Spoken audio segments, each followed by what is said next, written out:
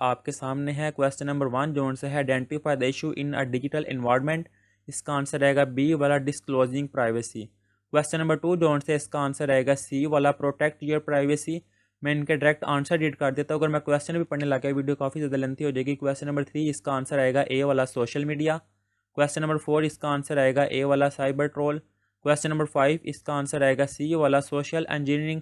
Question number 6 इसका answer आएगा B वाला फेसबुक। क्वेश्चन नंबर 7 इसका आंसर आएगा बी वाला प्रोजेक्ट मैनेजमेंट। क्वेश्चन नंबर 8 इसका आंसर आएगा फॉरएवर। क्वेश्चन नंबर 9 इसका आंसर आएगा डी वाला the code inside the L's block is executed. Question number 10 इसका आंसर आएगा डी वाला स्क्रिप्ट्स टैब। ये थी इसकी ऑब्जेक्टिव। अब आगे इसका सब्जेक्टिव पार्ट आपके सामने है। ये है क्वेश्चन नंबर 11, ये है क्वेश्चन नंबर 12 और ये है क्वेश्चन नंबर 13। तीन तीन पार्ट दिए हुए हैं इनके। मैं आंसर भी मैं आपको इसी वीडियो में दिखा देता हूँ। ये लिखे हुए हैं इनके आंसर। जो सा सवाल नंबर 11 है उर्दू मीडियम वालों के लिए ये क्वेश्चन है, इंग्लिश मीडियम वालों के लिए ये क्वेश्चन है। उर्दू मीडियम के आंसर मुझे नहीं थी मिल रही, उर्दू मीडियम की बुक भी नहीं थी है, इसलिए मैं सिर्फ इंग्लिश में इसके आंसर है। वो आपके सामने है। ये क्वेश्चन है right a detail note on cyber safety. इसका आंसर आएगा यहाँ से ये एक्सपेक्टेबल आंसर यहाँ से लेकर यहाँ तक। अगर आपने बुक से ये किए हुए हैं तो आप बेहतर वहाँ से कर ले, ऐसे आप वहाँ से भी करेंगे, यहाँ से भी डबल माइंड हो जाएंगे। इसका बी वाला पार्ट ये क्वेश्चन दिया हुआ है आपके सामने इंग्लिश मीडियम वालों के लिए और ये है उर्दू मीडियम वालों के लिए। इसका आंसर आएगा एक्सपेक्टेबल आंसर यहाँ से लेकर यहाँ तक। ये है इसका आंसर। अब इससे नेक्स्ट इसका थर्ड वाला पार्ट है differentiate between copyright and plagiarism.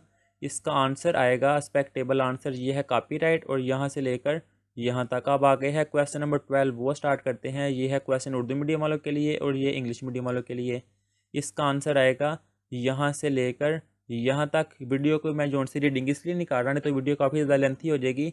अब इसका सेकंड वाला पार्ट है describe the advantage of internet के। इंटरनेट के फ़ायदे बयान करें। इसका आंसर आएगा ये एक्सपेक्टेबल आंसर यहाँ से लेकर यहाँ तक। अब इससे नेक्स्ट इसका सेकंड वाला पार्ट ये है। इसका आंसर आएगा एक्सपेक्टेबल आंसर यहाँ से लेकर यहाँ तक। अब इससे नेक्स्ट आएगा क्वेश्चन नंबर 13। इसका ये फर्स्ट वाला पार्ट है ए डिफाइन लूप्स के। लूप्स की तारीफ करें उर्दू मीडियम वालों के लिए। इसका आंसर आएगा एक्सपेक्टेबल आंसर, ये डेफिनेशन लिखी हुई है यहाँ से लेकर यहाँ तक। अब इसका सेकंड वाला पार्ट है ये वाला right the concept of nesting के। नेस्टिंग का कॉन्सेप्ट लिखिए। इसका आंसर आएगा एक्सपेक्टेबल आंसर यहाँ से लेकर यहाँ तक लाइन्स ऑफ कोड। अब इससे next briefly describe the function के। फंक्शंस पर मुख्तलिफ नोट लिखे। इसका आंसर आएगा एक्सपेक्टेबल आंसर यहाँ से लेकर यहाँ तक। और यहाँ पर हमने ये पेपर जोन सा है कंप्लीट कर लिया हुआ है। अल्लाह हाफिज़।